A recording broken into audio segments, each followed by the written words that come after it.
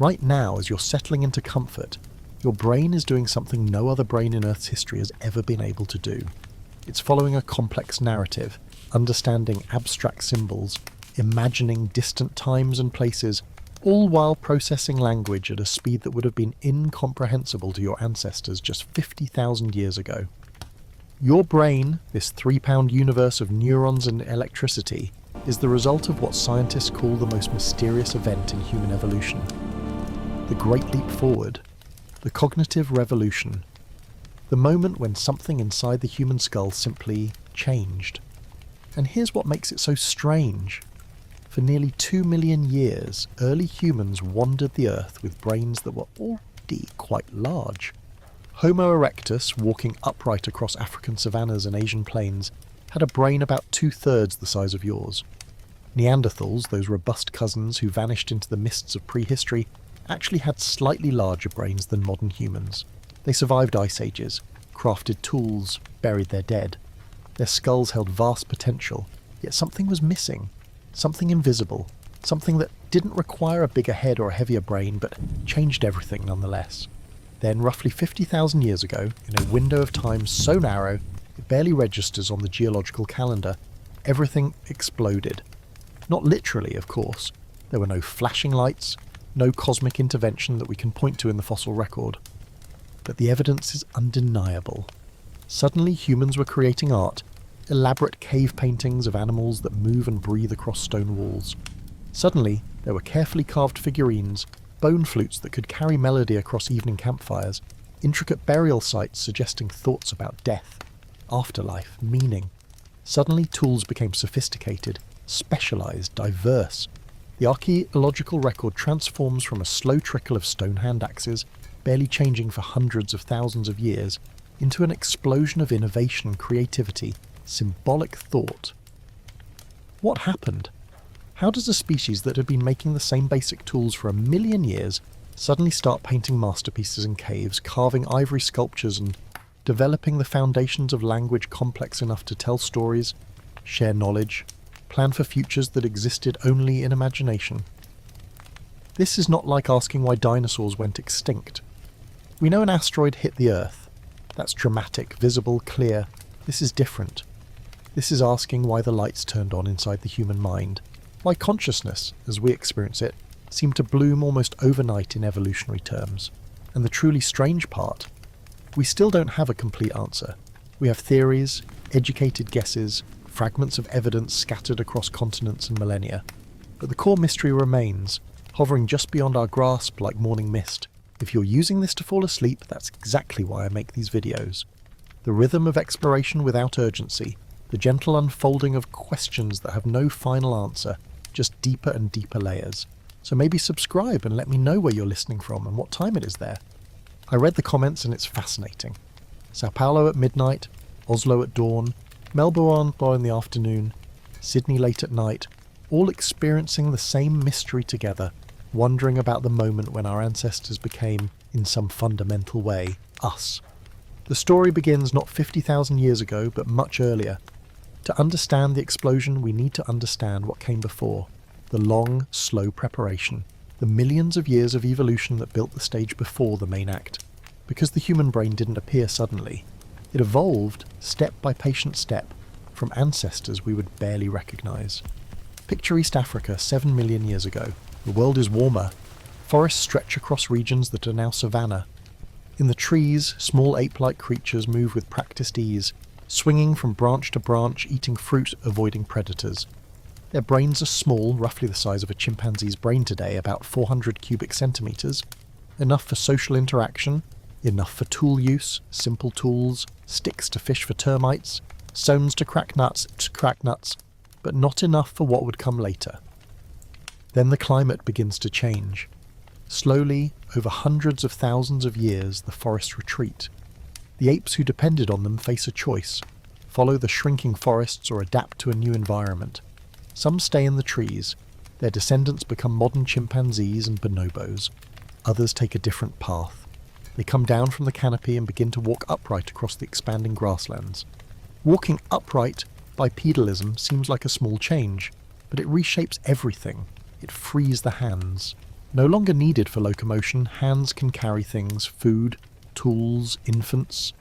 It changes what the eyes can see, as standing tall on two legs means scanning the horizon for predators and prey. It alters how the body regulates temperature, less surface area exposed to the scorching sun, and crucially, it changes the energy budget. Walking on two legs is more efficient than knuckle walking or climbing. More efficiency means more energy available. And some of that energy, over millions of years, gets redirected to the brain. The earliest bipedal ancestors, creatures like Australopithecus afarensis, the famous Lucy who lived about 3.2 million years ago, still had small brains. Around 450 cubic centimetres. Not much larger than a chimpanzee, but they walked upright. They used simple stone tools, and their descendants would continue to evolve, brains slowly growing, bodies slowly changing. By 2 million years ago, a new species appears, Homo erectus, upright man. Now the brain has grown to about 900 cubic centimetres, still smaller than ours, but a dramatic increase. Homo erectus is the first human ancestor to look somewhat like us, tall, long-legged, built for walking and running long distances across open terrain. They're also the first to leave Africa, spreading into Asia and Europe, adapting to new climates, new challenges. And they're using more sophisticated tools, hand axes carefully shaped on both sides, requiring planning, skill, and a mental template of the finished product. For over 1 million years, Homo erectus thrives. Their population spread across 3 continents. Their tools improve, but slowly, so slowly that hundreds of thousands of years can pass with barely any change in stone tool technology. They discover fire, or at least learn to control it, though exactly when is still debated. Fire changes everything. It provides warmth in cold climates, protection from predators, light in the darkness, and crucially it allows cooking. Cooked food is easier to digest, yields more calories, requires less time chewing. More energy for the body, more energy for the brain. The brain is expensive. It's only about 2% of your body weight, but it consumes roughly 20% of your energy at rest. Growing a bigger brain requires either eating more food or using energy more efficiently. Cooking helps with both. It's one of many positive feedback loops that drive human brain evolution. Better brain, better tools, better food acquisition, more energy, bigger brain. Around 800,000 years ago, brain size begins to increase more rapidly. New species emerge, Homo heidelbergensis, with brains around 1,200 cubic centimetres. They are sophisticated hunters, using wooden spears to bring down large game. They build shelters. They may have had some form of language, though this is speculation. Language leaves no fossils. Then, about 300,000 years ago, 2 lineages split. In Europe and Western Asia, Homo heidelbergensis evolves into Neanderthals. In Africa, another branch becomes Homo sapiens, us, modern humans. And here's what's fascinating. By 200,000 years ago, both Neanderthals and early Homo sapiens have brains that are equal in size to ours today, around 1,400 cubic centimetres. In some Neanderthals, even larger. Brain size has reached its plateau. For the next 150,000 years, it doesn't grow significantly. The hardware is in place, the skull is full, the neurons are connected, and yet something is still missing.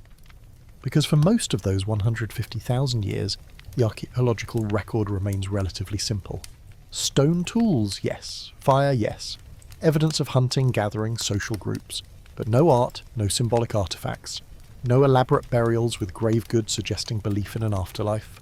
No musical instruments. No evidence of the kind of abstract symbolic thought that characterizes modern human cognition. Neanderthals, with their large brains, live across Europe and parts of Asia. They survive ice ages. They hunt mammoth and woolly rhinoceros. They take care of their injured and elderly.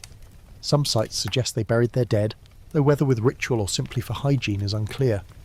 They make tools, competent tools, but tools that remain largely unchanged for tens of thousands of years. The Mousterian tool culture, as archaeologists call it, is sophisticated by earlier standards, but it doesn't progress. It doesn't innovate. It's as if they reached a certain level of capability and stopped. Early Homo sapiens in Africa show similar patterns. They are making stone tools, they're hunting, gathering, living in social groups. Some sites show evidence of using red ochre, a natural pigment, though what for remains uncertain. Body paint? Hide tanning? We don't know. There are hints of symbolic thought, shell beads at a few sites dating back perhaps 75,000 years, but it's scattered, inconsistent. The full explosion hasn't happened yet. And then, around 50,000 years ago, something changes. It's not sudden in the sense of happening overnight. Evolution doesn't work like that. But on the timescale of human evolution, on the vast geological calendar where species persist for millions of years, 50,000 years ago is practically yesterday. And in that narrow window, the archaeological record transforms. In the Blombos cave on the southern coast of what is now South Africa, archaeologists found something that shouldn't exist according to the old models.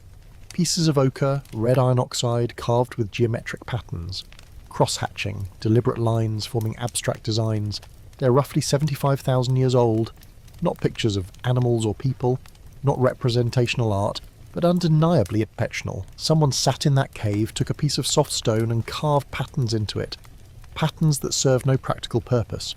Patterns that existed only to be seen, to communicate something, to mark something as meaningful. This is abstraction. This is symbolism.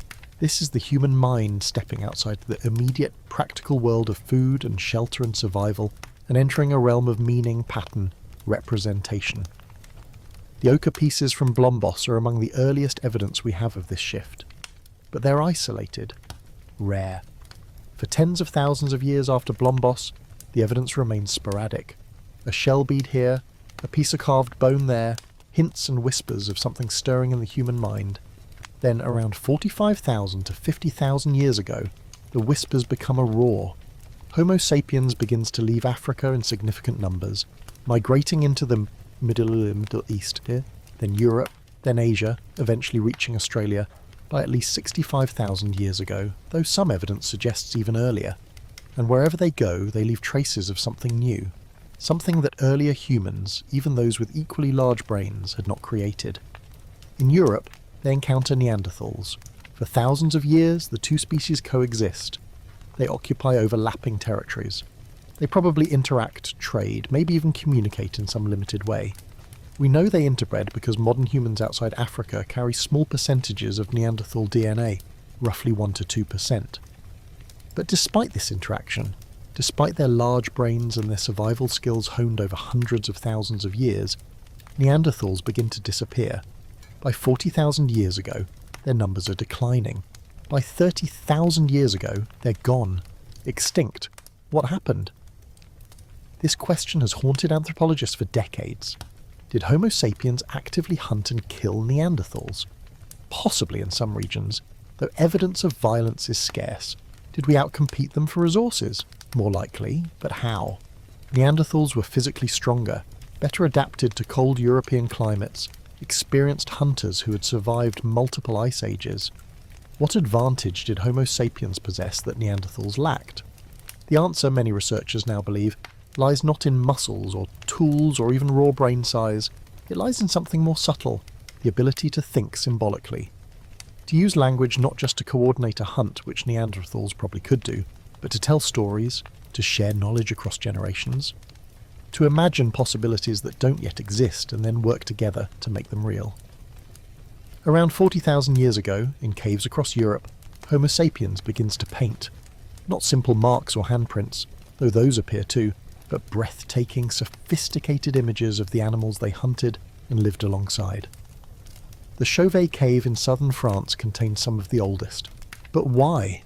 Why spend hours in dark caves mixing pigments from ochre and charcoal and animal fat, painting by the flickering light of torches or stone lamps filled with animal grease? These weren't practical activities. They didn't help hunt mammoth or gather berries.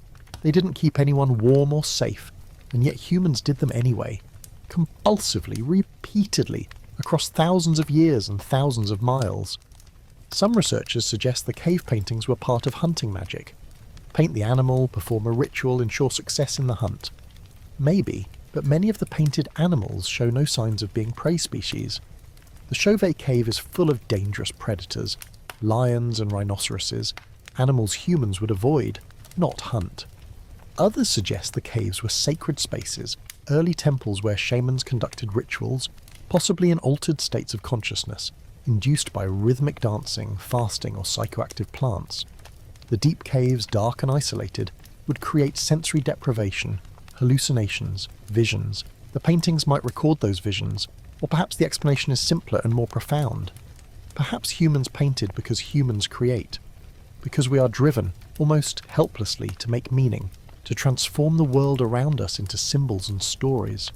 To say, I was here, I saw this, I felt this, remember me. Alongside the paintings, archaeologists find carved figurines. The Venus figurines, small sculptures of female forms, often with exaggerated breasts and hips, minimal facial features. Dozens have been found across Europe from Spain to Siberia, dating from roughly 35,000 to 25,000 years ago. They are carved from stone, bone, ivory, even fired clay.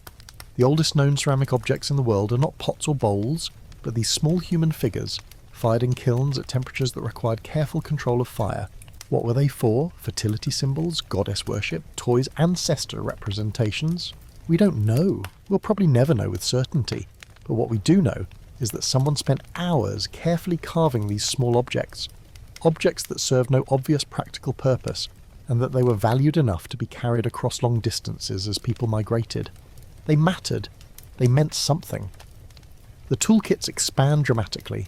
For millions of years, human tools had been relatively simple. Hand axes, choppers, scrapers, functional but basic. Now suddenly, there's an explosion of specialized tools. Blades struck from carefully prepared stone cores, producing long, sharp edges, burins for engraving, awls for piercing, needles for sewing, which means tailored clothing, which means humans can survive in colder climates more comfortably, spear throwers, atlatls that increase the force and distance a spear can be thrown, and eventually bows and arrows, which appear in the archaeological records around 20,000 years ago, though probably invented earlier. Each new tool type represents not just technical skill, but abstract thinking. A bow requires understanding leverage, tension, and stored energy. It requires materials gathered from different sources, wood, sinew, plant fibers, carefully assembled. It requires the ability to imagine a tool that doesn't exist yet, and then figure out how to make it real. This is cognitive flexibility. This is innovation. Perhaps most significantly, there's evidence of long-distance trade networks. Shells from the Mediterranean appear hundreds of miles inland. High-quality flint from specific quarries is found far from its source. Amber from the Baltic reaches southern Europe. This means more than just travel. It means social networks. It means groups of humans maintaining relationships across vast distances, trading goods and almost certainly trading information. Stories, knowledge, ideas. Language must have played a crucial role. Not just simple communication, danger, food, come here, but complex language capable of discussing things that aren't immediately present. Animals you hunted yesterday, places you'll travel to next season, ancestors who lived generations ago, spirits or forces that might influence the world, teaching techniques for making tools or processing hides, telling stories that convey cultural values, warnings, history. The human larynx is positioned lower in the throat than in other primates, which limits the kinds of sounds we can make but gives us a much wider range of phonemes. This anatomical change appears early in human evolution, perhaps with Homo heidelbergensis. So the hardware for speech was in place long before the cognitive explosion. But having the ability to make complex sounds doesn't automatically create language. Parrots can mimic human speech, but they don't have language in the human sense. Language requires not just sounds, but grammar, syntax, the ability to combine symbols in infinite ways to create new meanings. When did fully modern language emerge? We don't know. Language doesn't fossilize. We can't dig up ancient sentences. But many linguists and anthropologists suspect that the cognitive explosion around 50,000 years ago is intimately connected to the emergence of fully modern language. Because everything that makes this period special, art, complex tools, long-distance trade, symbolic thinking, all of it becomes vastly easier with language. You can teach someone to make a tool by demonstration, but language makes it faster, clearer, more precise. You can maintain social relationships through grooming, but language allows gossip, reputation management, coalition building on a much larger scale. And stories are the ultimate human technology. A story can encode survival information in memorable form. Don't eat the red berries, they killed grandfather. The river floods every spring, move to higher ground. But stories can do much more. They can create shared identity. We are the people of the eagle. We came from the mountains when the world was young. They can establish social norms. Those who share are honoured. Those who betray are punished. They can make the invisible visible. The spirits watch us, the ancestors guide us. The world has meaning and purpose. With language and story, humans could achieve something no other species had managed. We could accumulate culture. Chimpanzees have culture in a limited sense. Different groups use different tools or techniques. But chimpanzee culture is fragile. It depends on direct observation and imitation. If the older generation dies before teaching the young, the knowledge is lost. Human culture, encoded in language and story, is robust. It can be passed down through generations, modified, improved, combined with other ideas. It can spread across populations even without direct contact. And it creates a new kind of evolution. Cultural evolution. Ideas competing, mutating, spreading much faster than genes ever could. So we have evidence of the explosion. Cave paintings, carved figurines, sophisticated tools, long-distance trade, all emerging in a relatively narrow window of time around 50,000 years ago. But evidence of what happened is not the same as an understanding why it happened. And this is where the mystery deepens, where scientists begin proposing theories that range from the conventional to the extraordinary. Let's start with the brain itself. The physical organ sitting inside your skull right now, folded and wrinkled to pack maximum surface area into minimum space. The human brain hasn't changed much in size over the past 200,000 years. Early Homo sapiens had brains essentially identical in volume to ours. Neanderthals, as we've mentioned, sometimes had even larger brains, so raw size alone doesn't explain the cognitive explosion. But size isn't everything. Internal organisation matters. The way different regions connect to each other matters. And here, modern neuroscience has found something interesting. The human brain, compared to other primates, shows unusual development in specific regions. The prefrontal cortex, the area behind your forehead, is proportionally larger and more complexly connected in humans. This is the region associated with planning, abstract thought, impulse control, social behaviour. The ability to imagine future scenarios and work backward to figure out how to achieve them. The temporal lobes on the sides of your head are also expanded. These regions are crucial for language, memory, and processing complex auditory information. The parietal lobes toward the back and top of the skull integrate sensory information and are involved in spatial reasoning, tool use, and mathematical thinking. All of these regions exist in other primates. Chimpanzees have prefrontal cortices, but in humans, these areas are not just bigger, they're more densely connected. Neuroimaging studies show that human brains have more white matter, the neural wiring that connects different brain regions, relative to grey matter, the neurons themselves. It's as if evolution took the same basic components and rewired them, creating new pathways, new possibilities for information to flow and combine in novel ways. Some researchers propose that the cognitive explosion wasn't about growing a bigger brain, but about rewiring the existing one. Perhaps around 50,000 years ago, or perhaps gradually over the preceding tens of thousands of years, subtle changes in brain organisation crossed some threshold. Different regions that had previously operated somewhat independently became more integrated. Language centres connected more efficiently with regions involved in tool use. Visual processing areas linked more robustly with memory systems. Abstract thought became easier, more fluid, more automatic. This is plausible, but it raises another question. What caused the rewiring? Brain organisation is controlled by genes. Genes that regulate when and where neurons grow, how they connect, which chemicals they respond to. If the human brain was rewired, there should be genetic changes underlying that rewiring, and this is where genetics enters the story.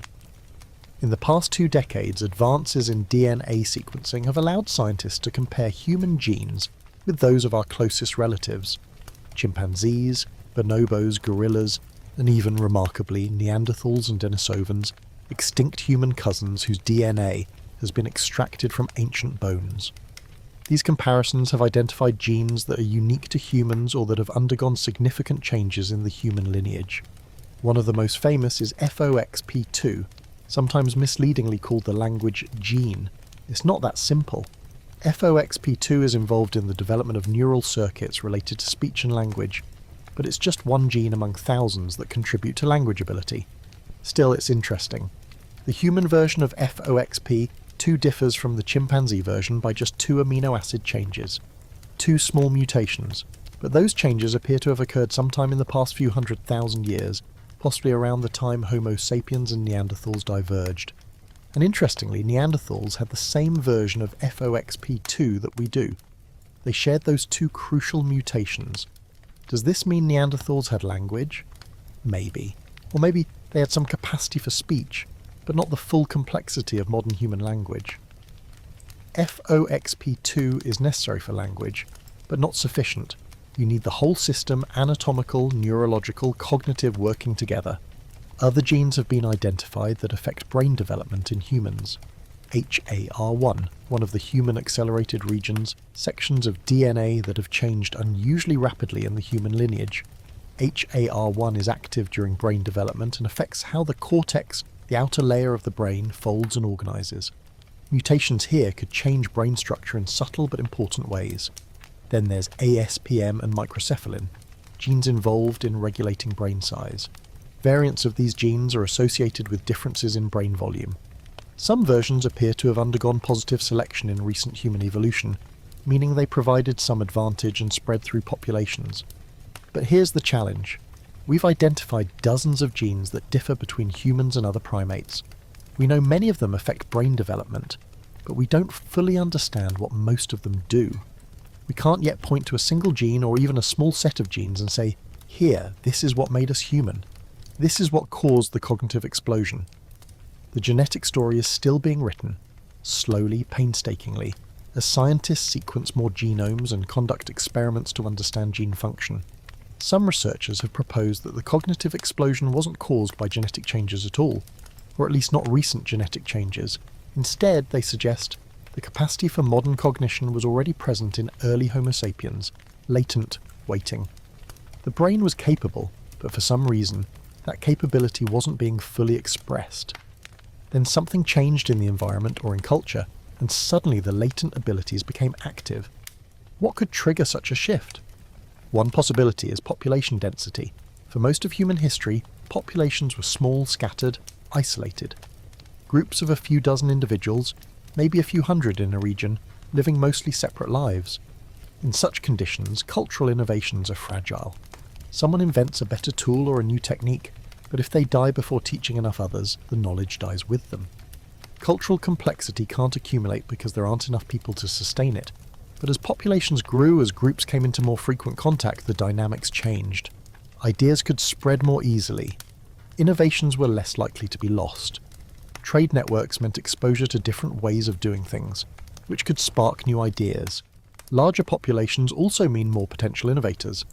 If only one person in 10,000 is a true creative genius, you need large populations before you reliably have geniuses around to drive innovation. There is mathematical modelling to support this. Simulations show that cultural complexity depends critically on population size and connectivity. Too small or too isolated, and culture stagnates or even regresses. Large and connected, and you get runaway cultural evolution, innovation building on innovation, complexity increasing exponentially. Archaeological evidence shows that around 50,000 years ago, human population sizes were indeed increasing. The migration out of Africa itself would have brought different groups into contact, mixing ideas, techniques, genes. Perhaps the cognitive explosion wasn't a change in the brain at all, but a change in social structure. The same brains, finally connected in networks large and stable enough to support cumulative culture. Another theory points to climate. The period from about 70,000 to 50,000 years ago was turbulent. There was a massive volcanic eruption, Mount Toba in Indonesia, roughly 74,000 years ago. It was one of the largest eruptions in the past 2 million years, ejecting thousands of cubic kilometres of rock and ash into the atmosphere. The ash would have blocked sunlight, cooling the planet, possibly triggering a volcanic winter that lasted years. Some researchers, though this is controversial, have suggested that the Toba eruption created a genetic bottleneck. Human populations crashed. Perhaps only a few thousand individuals survived globally. In such extreme conditions, only the most adaptable, the most cognitively flexible groups would make it through. This could have selected strongly for traits like innovation, cooperation, symbolic thinking, the ability to imagine new solutions to unprecedented problems. After the bottleneck, as populations recovered and expanded, they would carry those selected traits. The cognitive explosion would then be a consequence of extreme selection pressure, followed by population growth. The survivors were the ones with the most advanced cognitive abilities, and their descendants inherited those abilities and expressed them in art, language, complex tools. The Toba catastrophe theory is debated. Not all evidence supports a severe bottleneck at exactly that time, but it's an example of how environmental pressures might shape cognition. Climate change, resource scarcity, competition with other human species like Neanderthals, all of these could favour cognitive flexibility. Then there are more speculative theories. Some researchers have suggested that changes in diet might have played a role. Seafood, rich in omega-3 fatty acids, is crucial for brain development. Coastal populations with access to fish and shellfish might have had nutritional advantages that supported more complex neural development. There's archaeological evidence that by 50,000 years ago, humans were exploiting marine resources more systematically. Shell middens, ancient garbage heaps of discarded shells, appear at coastal sites. Fish bones show up in greater numbers, maybe better nutrition supported better brains. Or maybe it was something even simpler. Fire. We've had fire for hundreds of thousands of years, but perhaps the way we used it changed. Gathering around fires in the evening, early humans would have had time to socialise, to talk, to tell stories. Firelight extends the day, creating hours of time not spent in immediate survival activities. Time for creativity, for conversation, for culture. Some anthropologists argue that the hearth, the communal fire, was the original theatre, the first art gallery, the first school. Around the fire, elders could teach, artists could perform, stories could be told and retold until they became tradition. Perhaps symbolic thought and complex language evolved not in the hunt or during tool-making, but in the quiet hours around the fire. The glow of flames on cave walls, creating dancing shadows, might have inspired the first paintings. The need to entertain and bond during long dark evenings might have driven the development of music, storytelling, ritual. Each of these theories has evidence to support it. Each addresses part of the puzzle, and perhaps the truth involves all of them.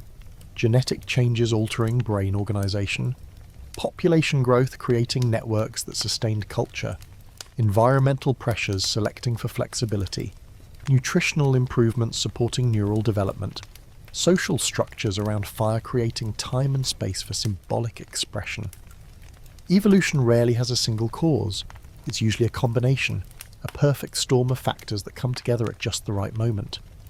And maybe 50,000 years ago was one of those moments. Multiple threads, genetic, environmental, social, nutritional, all converging. The brain ready, the population sufficient, the environment demanding, the culture accumulating. And something clicked. The gears engaged, the lights turned on. But there's another possibility, one that's harder to test but worth considering. Maybe there was no single explosion. Maybe what we see in the archaeological record is an illusion created by preservation and sampling. Maybe humans were doing symbolic, creative, complex things much earlier, but the evidence hasn't survived. Wood rots, leather decays. Most of human prehistory happened in places that are now underwater, coastlines that were exposed during ice ages when sea levels were lower. The ocean has claimed vast stretches of land where humans lived, and with it, untold amounts of archaeological evidence. The paintings we have are in deep caves, protected environments where conditions were just right for preservation. But who's to say there weren't equally sophisticated paintings on rock shelters, on wooden posts, on animal hides, all long since vanished? The sculptures we have are mostly in stone or ivory, materials that survive. But there could have been countless others in clay or wood or bone that we'll never find. Maybe the cognitive revolution happened much earlier, gradually, and we're only now finding the rare, lucky pieces that survived. Maybe Homo sapiens was cognitively modern from the beginning, 200,000 or even 300,000 years ago, and the apparent explosion is just an artifact of what the Earth chose to preserve for us to discover. This is the humbling part of archaeology. We work with fragments, tiny surviving pieces of vast, complex lives.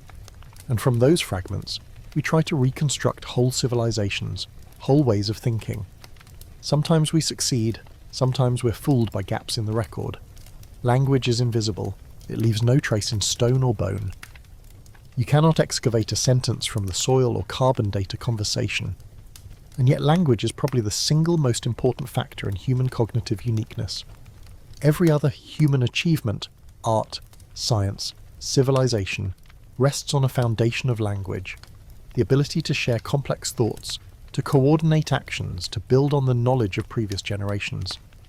Without language, each human would be an isolated mind, brilliant perhaps, but locked inside their own skull, unable to fully connect with others. So when did we start to speak? Not just make sounds, all animals make sounds, but speak with grammar, syntax, the ability to construct infinite meanings from finite elements, the ability to talk about things that aren't present, that happened in the past or might happen in the future, the ability to lie, to imagine, to tell stories that are not literally true but convey deeper truths. The anatomy of speech evolved relatively early. The descended larynx, the flexible tongue, the precise control of breathing necessary for speech, these appear in the fossil record at least 500,000 years ago, possibly earlier. Homo heidelbergensis probably had the physical equipment for complex vocalizations, but having a larynx capable of producing phonemes is not the same as having language. Parrots can mimic human speech with remarkable accuracy. They have the vocal hardware, but they don't have language because they don't have the cognitive software. The mental apparatus that understands that sounds can represent things, that words can be combined according to rules to create new meanings, that communication is not just about reacting to the present moment, but about sharing internal mental states. Some linguists, following Noam Chomsky, argue that human language is fundamentally different from animal communication. Animals have calls, signals, even songs, but these are largely fixed, instinctual, tied to immediate contexts. Danger calls, mating calls, territorial warnings. They don't have what Chomsky calls recursion, the ability to embed phrases within phrases, creating hierarchical structures of unlimited complexity. The ability to say not just "there is a lion," but "I think John said that Mary believes the lion we saw yesterday near the river is dangerous." Chomsky proposed that at some point in human evolution, a genetic mutation created a language organ, a cognitive module specifically designed for grammar. This mutation gave humans, and only humans, the capacity for true language. Other researchers disagree. They see language as emerging gradually from simpler communication systems, building on cognitive abilities that exist in other species, imitation, categorization, theory of mind, but combined in unique ways and amplified by culture. The debate is unresolved. But what's clear is that by 50,000 years ago, humans had language, fully modern, complex language. How do we know? Because of what they were doing. Creating art that requires shared symbolic understanding, manufacturing complex tools that involve multiple steps and would be nearly impossible to teach without language, maintaining trade networks across hundreds of miles that require communication and trust, surviving in diverse, challenging environments from tropical Africa to Ice Age Europe, which requires accumulated knowledge passed down through generations. You can teach toolmaking through demonstration, pointing, showing. But language makes it faster, clearer, more efficient. You can maintain social bonds through grooming, as other primates do. But grooming takes time. You can only groom one individual at a time. Robin Dunbar, a British anthropologist, calculated that if humans tried to maintain our typical social group size through grooming alone, we'd spend over 40% of our waking hours doing it. There wouldn't be time for anything else. Language, Dunbar argues, is social grooming at a distance. It allows us to maintain relationships with many individuals simultaneously. Gossip, that much maligned human pastime, is actually crucial social technology. Talking about who did what, who can be trusted, who broke the rules, this allows large groups to coordinate without constant physical presence. It creates reputation, and reputation creates cooperation. This is Dunbar's social brain hypothesis, the idea that human intelligence evolved primarily not for dealing with the physical environment, tracking animals, finding food, but for dealing with other humans, navigating complex social relationships, understanding what others know and believe, predicting how they'll act, forming alliances, detecting cheaters, managing reputation. In a social species, intelligence is an arms race. If you're slightly better at reading social cues, you have an advantage. But then others need to become better at reading you, hiding their intentions, creating deceptions. So you need to become better at seeing through deceptions. And round it goes, generation after generation, driving intelligence higher and higher. Not because the physical environment demands it, but because the social environment is endlessly complex. Dunbar showed that across primates, brain size correlates with social group size. Species with larger brains live in larger social groups. Humans have the largest brains relative to body size, and we live in the largest groups. Not just our immediate family or band, but networks extending across dozens, hundreds, even thousands of individuals through kinship, friendship, trade, alliance. Managing these networks requires serious cognitive horsepower. You need to remember who owes you favours, who owes you nothing, who helped your cousin last year and therefore might help you this year, who betrayed someone else and therefore can't be trusted. You need theory of mind, the ability to understand that other people have their own thoughts, beliefs, desires, different from yours, and not just first order theory of mind, I know what you're thinking, but second order, I know what you think I'm thinking, and even higher orders. Language supercharges all of this. With language, you can share information about people who aren't present. You can build alliances through verbal agreements. You can teach moral rules and cultural norms. You can tell stories that encode wisdom, warnings, values, and you can create shared identities.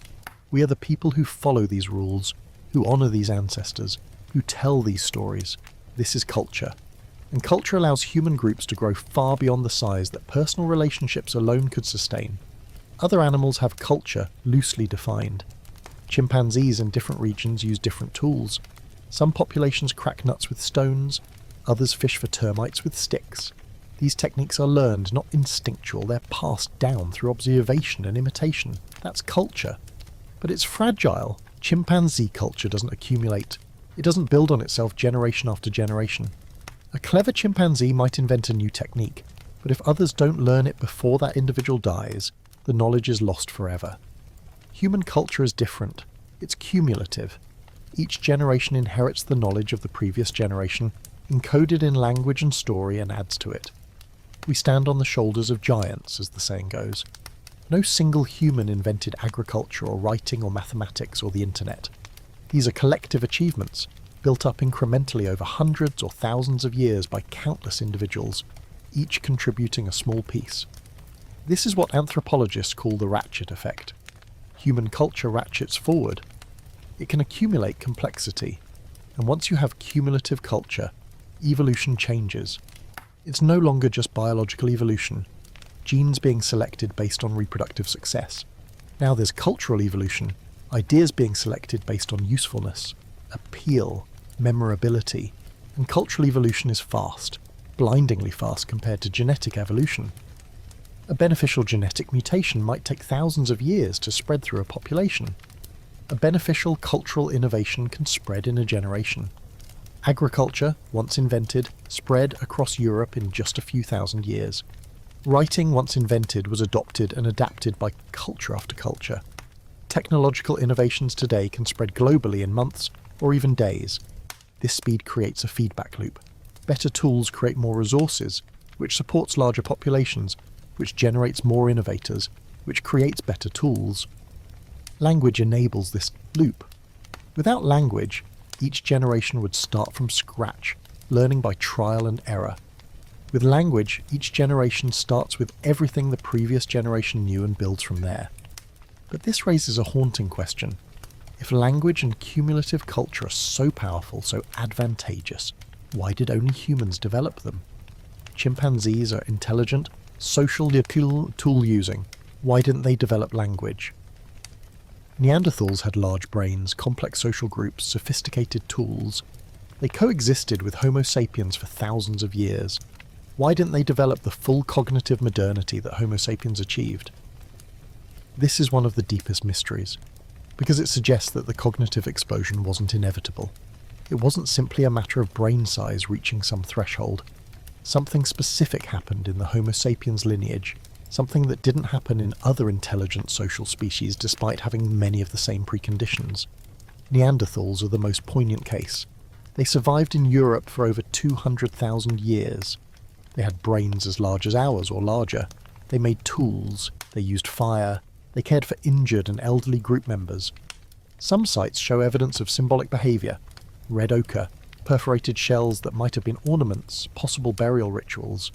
They weren't brutish cavemen. They were sophisticated, intelligent humans, just a different species of human. And yet, when Homo sapiens arrived in Europe around 45,000 years ago, Neanderthals began to decline. Within 15,000 years, they were extinct.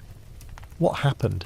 There's no evidence of wholesale slaughter, no mass graves of Neanderthals killed by Homo sapiens. Instead, it looks like competition. Slow, grinding competition for resources. And somehow, despite being better adapted to the cold European climate, despite being physically stronger, Neanderthals lost. The prevailing theory is that Homo sapiens had a cognitive edge, better language allowing better coordination, more sophisticated tools, more efficient hunting strategies, larger social networks allowing larger group sizes and more extensive trade. Over time, these small advantages added up. Homo sapiens could extract resources more efficiently. They could support higher population densities. Slowly, they displaced Neanderthals from the best territories. Neanderthal populations dwindled, became isolated, fragmented, and eventually disappeared. It's a sad story in a way. Neanderthals weren't stupid. They weren't inferior. They were a successful species that had survived for hundreds of thousands of years. But they encountered another species that had something they didn't, some cognitive advantage that tipped the balance, and that advantage, whatever it was, made all the difference. Some researchers suggest the difference was in social learning. Homo sapiens might have been better at imitation, at high-fidelity copying of techniques. Neanderthals could learn, but perhaps not with the same precision. Over generations, this would matter. Homo sapiens could maintain and improve complex technologies. Neanderthal technologies would degrade, small errors accumulating over time. Others point to differences in social structure. Maybe Homo sapiens had larger social networks, more willingness to cooperate with non-kin, which would allow for larger group sizes and more division of labour. Neanderthals living in smaller, more isolated groups couldn't generate the same cultural complexity.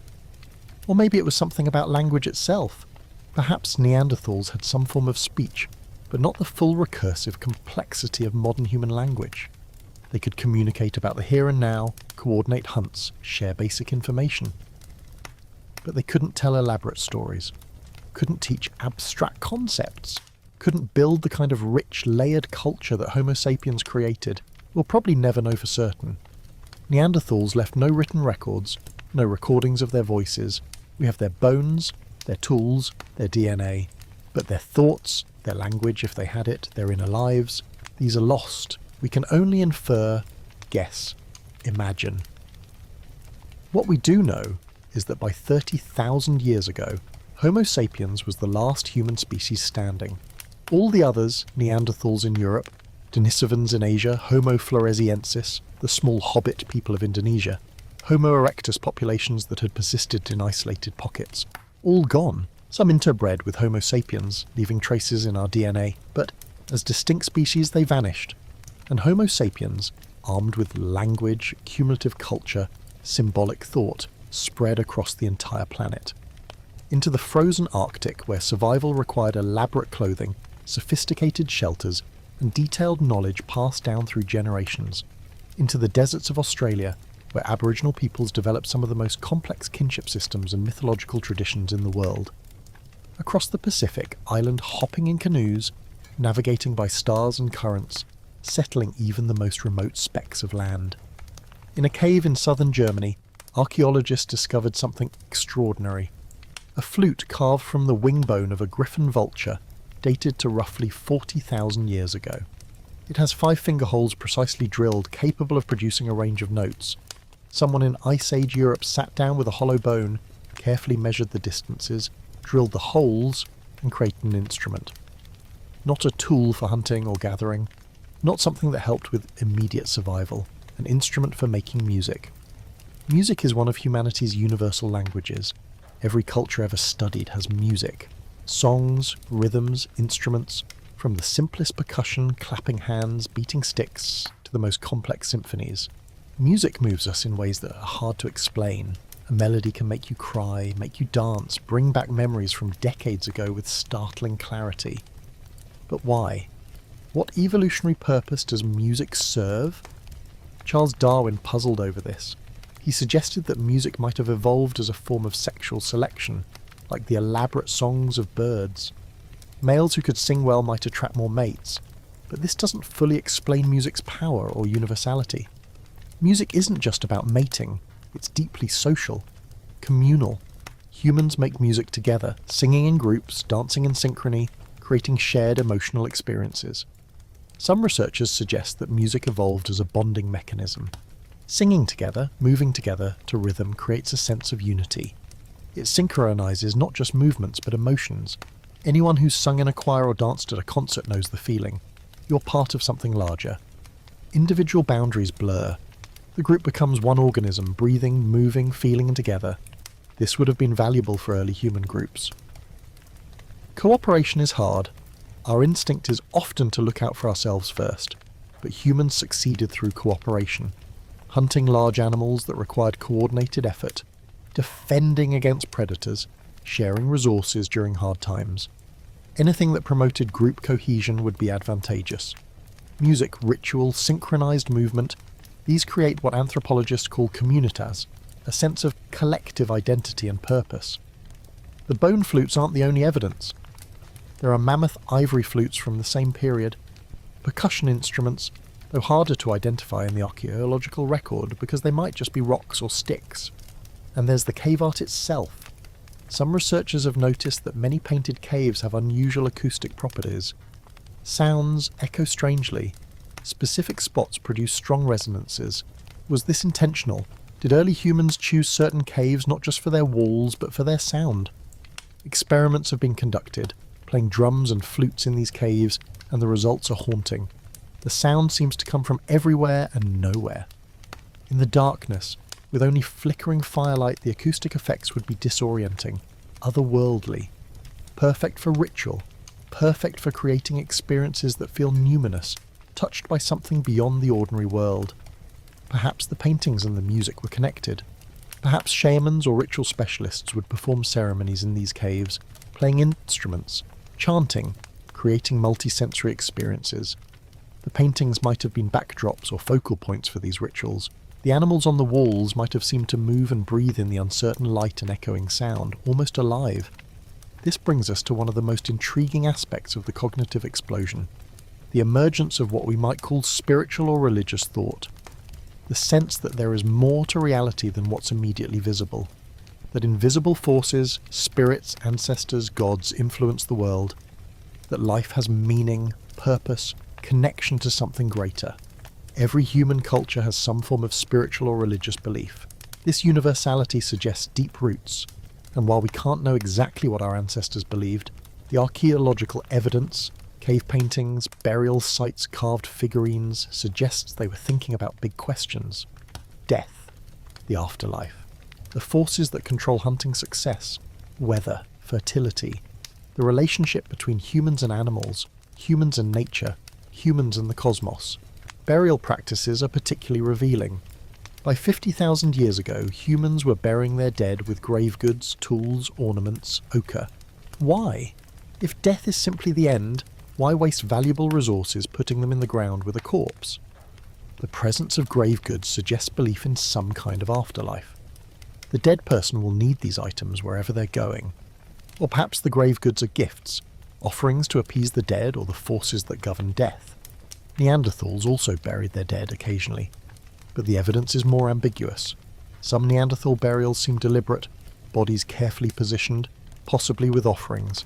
Others might just be bodies covered with sediment over time.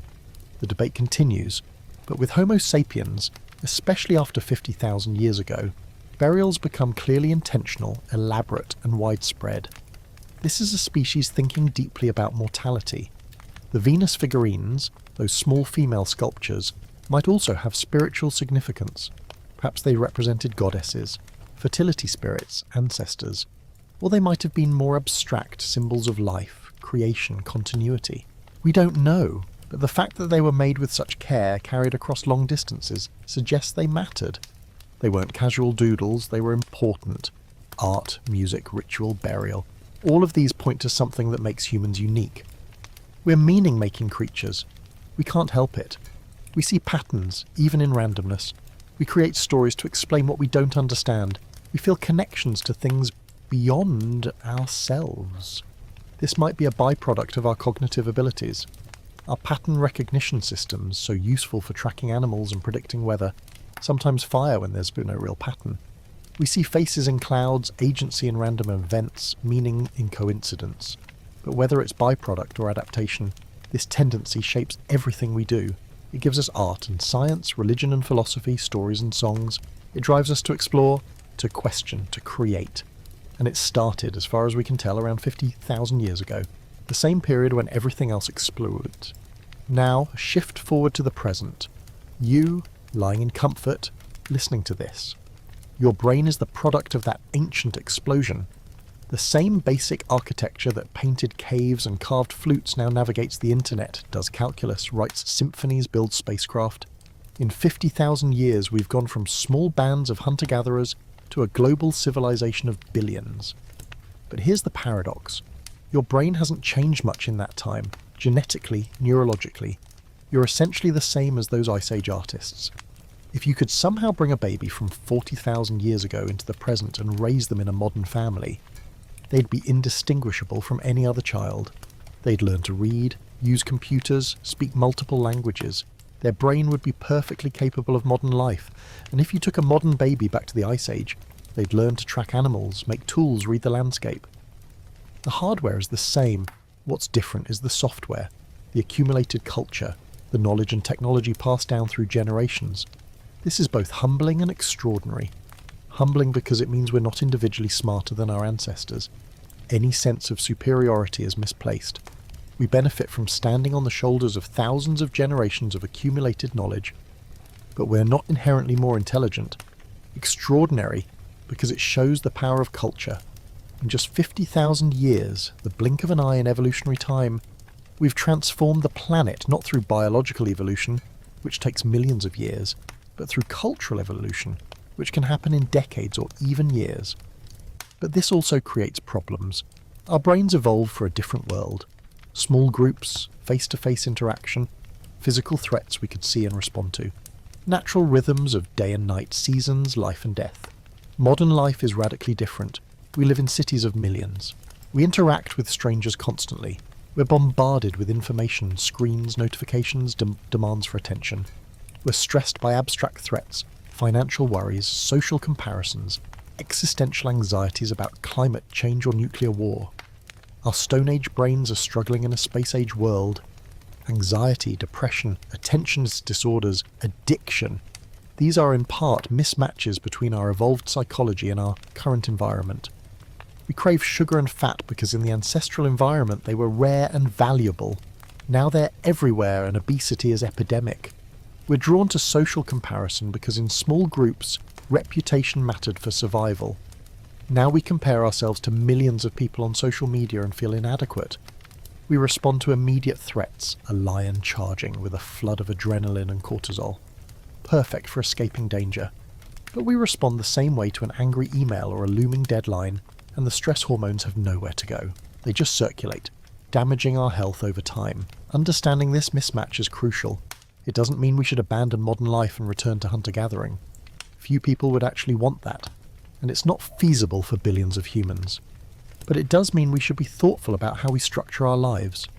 Create spaces for the kinds of experiences our brains evolved for. Nature, physical movement, face-to-face community, storytelling, music, ritual, downtime to rest and reflect. It also means being compassionate with ourselves and others. If you struggle with anxiety or distraction or unhealthy cravings, you're not broken. You're a normal human with a normal brain trying to navigate an environment that's deeply abnormal by evolutionary standards. We're all in this together, trying to adapt to a world that changes faster than our biology can keep up. The cognitive explosion gave us incredible gifts: language, art, science, technology, the ability to imagine and create things that never existed before. But it also gave us new vulnerabilities. The ability to worry about the future, to regret the past, to compare ourselves to impossible standards, to create weapons that could destroy us, to damage the environment we depend on. We're still in many ways that same species that painted caves and carved flutes. We have the same drives, fears, joys, sorrows. We want connection, purpose, beauty, understanding. We tell stories because stories make sense of chaos. We make art because art expresses what words cannot. We create rituals because rituals give structure and meaning to the formless flow of time, and we still wonder. We look up at the stars, as our ancestors did, and ask the same questions. Where did we come from? Why are we here? What happens when we die? Is there meaning to it all? The cognitive explosion gave us the capacity to ask these questions, but not necessarily the ability to answer them definitively. Science has revealed astonishing things: the age of the universe, the mechanisms of evolution, the structure of atoms, the workings of DNA. But the deepest questions, the ones about meaning and purpose and consciousness, remain slippery. We can describe how the brain works, map neural networks, identify neurotransmitters, but we still don't fully understand how subjective experience arises from objective matter. How neurons firing create the felt sense of being you, seeing red, tasting chocolate, feeling love. This is the hard problem of consciousness, and it's intimately connected to the mystery of the cognitive explosion. Because something happened 50,000 years ago that made the inner life richer, more complex. Not just smarter problem solving, but art, music, spirituality, the full depth of human experience, and we still don't know how or why. So here we are, 50,000 years after the explosion, still trying to understand what happened inside the human mind during that pivotal moment in our history. We've explored the evidence, the cave paintings appearing suddenly across Europe, the carved figurines carried across vast distances, the bone flutes that once played melodies in Ice Age darkness. We've examined the theories, genetic mutations rewiring the brain, population growth creating networks that sustained culture, environmental pressures selecting for cognitive flexibility, the emergence of complex language unlocking new ways of thinking and sharing. Each theory explains part of the puzzle, each captures some aspect of the truth, but none individually tells the whole story, and perhaps that's exactly as it should be. Because the cognitive revolution wasn't a single event, it was a cascade, a perfect storm of factors converging over thousands of years. Genetic changes creating new neural architectures, social changes creating larger, more connected groups, cultural innovations building on each other, environmental challenges demanding creativity and adaptation. All of it flowing together, reinforcing, amplifying until something clicked.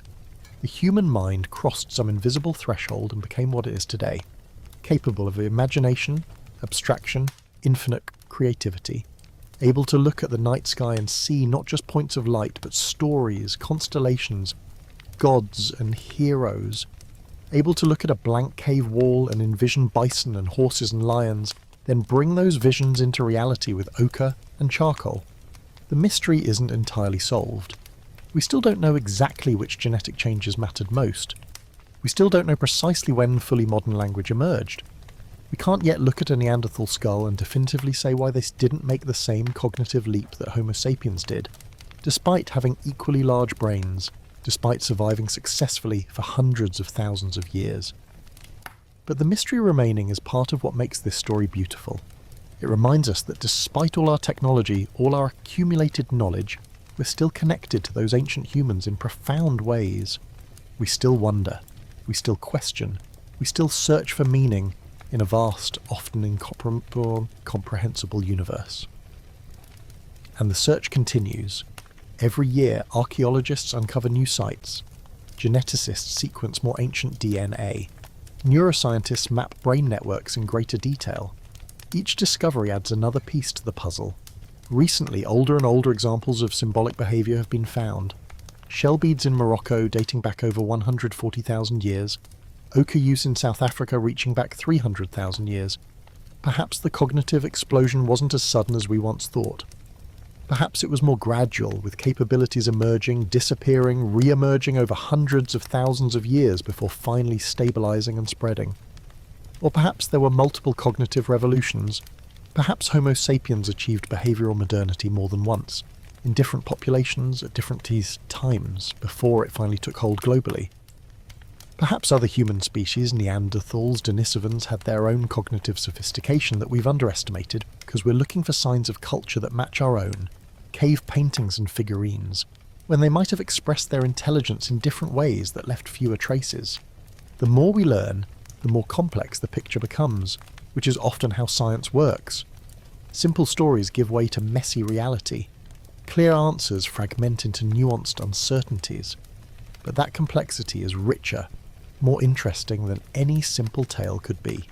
Looking forward, the story of human cognition isn't finished. We're still evolving, both biologically and culturally. Biologically, the pace is slow, human generation time is long, genetic changes take thousands of years to spread.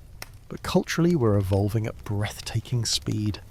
Technology that would have seemed like magic to our great-grandparents is commonplace to us. Artificial intelligence, genetic engineering, brain-computer interfaces, these technologies are beginning to blur the line between human and machine, natural and artificial. Some researchers speculate about a future cognitive revolution. Perhaps we're on the verge of another leap, not through genetic changes, but through technological augmentation. Enhanced memory through neural implants, expanded perception through virtual and augmented reality, collective intelligence through global networks connecting billions of minds. We might be experiencing the early stages of a transformation as significant as the one 50,000 years ago. Or perhaps we're reaching the limits of what biological brains can do. Perhaps the next leap in intelligence won't be human at all, but artificial. Machines that think in ways we can't fully understand or predict. This possibility excites some and terrifies others. Will artificial intelligence be our greatest creation or our last? Will it extend human flourishing or replace us entirely? These are the new mysteries. The questions our generation grapples with, just as our ancestors grappled with how to survive ice ages, how to hunt mammoth, how to express the inexpressible through art and symbol. The specific challenges change, but the underlying drive remains constant. We're a species that questions, explores, creates. We can't help it. It's written into the structure of our brains, shaped by that ancient explosion of cognition. But for now, tonight, as you drift towards sleep, you don't need to solve these mysteries. You don't need to understand exactly how consciousness arises, or why humans became what we are. You can simply rest in the knowledge that you're part of an ancient story, a story that stretches back through countless generations, through ice ages and migrations, through cave paintings and bone flutes, through the first words ever spoken and the first stories ever told. Your brain, the one settling into sleep right now, is a continuation of that story. The same basic design that wondered at the stars 50,000 years ago. The same capacity for imagination that painted animals on cave walls now dreams, creates, hopes, loves.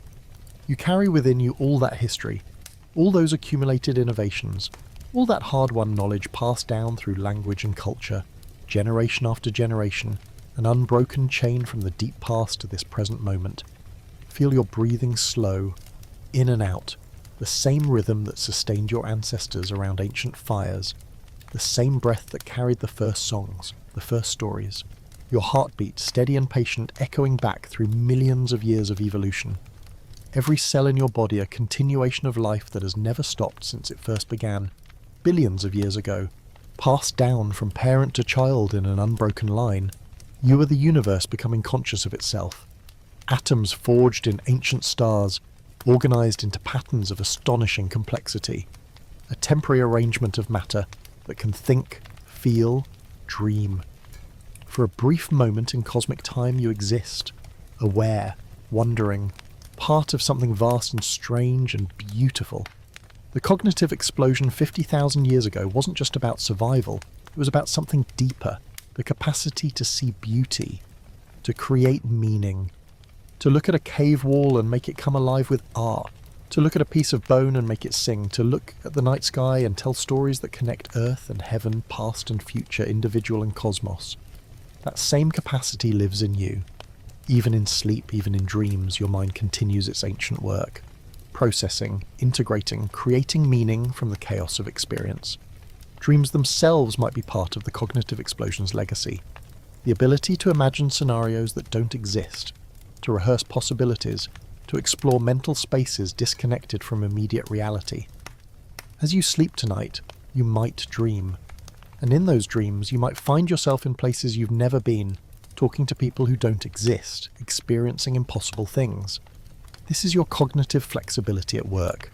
Your brain's remarkable ability to recombine memories, emotions, sensations into new configurations. The same ability that allowed your ancestors to imagine better tools before making them, to plan hunts for animals not yet seen, to tell stories about spirits and ancestors and distant lands. Let your thoughts drift now, like smoke from an ancient fire, curling upward into the night. No need to hold on to anything, no need to understand or remember, just let it all flow through you. The images, the ideas, the questions, they'll be there tomorrow if you need them. For now, just rest. The mystery of human consciousness remains, but mysteries don't always need solutions. Sometimes they simply need to be experienced, wondered at, appreciated, like a beautiful painting in a cave created by hands long turned to dust, but still speaking across the millennia. Still beautiful, still mysterious, still true. You are part of that truth, part of that mystery, a brief flash of consciousness in the long dark night of cosmic time. But what a flash, what a gift, to be aware, to wonder, to feel, to dream.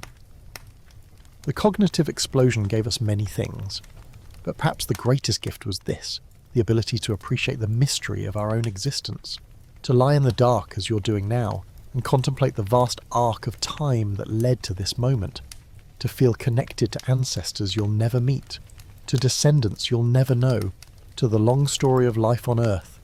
Rest now, let your mind settle like dust after a storm. The questions will wait, the mysteries will endure, for tonight it's enough to simply be. A human, conscious, alive, part of an ancient lineage that looked at the world and asked, why? And then spent 50,000 years creating answers in art and music and story. Your breathing is slower now, deeper, the rhythm of sleep approaching, that ancient rhythm that every human who ever lived has known, the daily surrender to unconsciousness, the trust that you'll return in the morning renewed, ready to wander again. As you drift, imagine those ancient humans around their fires, the flames casting shadows on cave walls, the darkness pressing in from all sides. But inside the circle of firelight there is warmth, community, story. Someone is speaking, sharing a tale passed down from their grandparents, who heard it from their grandparents, stretching back through the generations. The children listen, wide-eyed. The adults know the story already, but they listen anyway because the story is part of who they are, part of their identity. You are in that circle. Across 50,000 years, across all the distance and change and transformation, you are still in that circle, still human, still wondering, still listening to stories in the dark. And as the story winds down, as the fire burns low, as the stars wheel overhead in their ancient patterns, you feel yourself beginning to drift, beginning to let go. The questions can wait. The mysteries endure. For now, there is only this, the warmth, the darkness, the slow descent into sleep. Rest well, may your dreams be full of paintings on cave walls, of music from bone flutes, of stories told around fires that burned before cities existed, before agriculture, before writing. Ancient stories, true stories, your stories. The cognitive explosion happened 50,000 years ago, but it continues in you every time you wonder, every time you create, every time you tell a story or listen to music or see beauty in the world. You are that explosion, still echoing forward through time. Sleep now, the mystery will be here when you wake, patient, eternal, beautiful, waiting for the next curious mind to ask why, and set off on the endless, wonderful journey of trying to understand. Good night. May the ancient humans who painted in caves guide your dreams. May the first musicians play you songs of stars and stones. May you rest in the knowledge that you are exactly what 50,000 years of evolution created you to be. Conscious, curious, human, alive. And that, more than any answer to any mystery, is the real gift. Rest, dream, wonder. The story continues in you.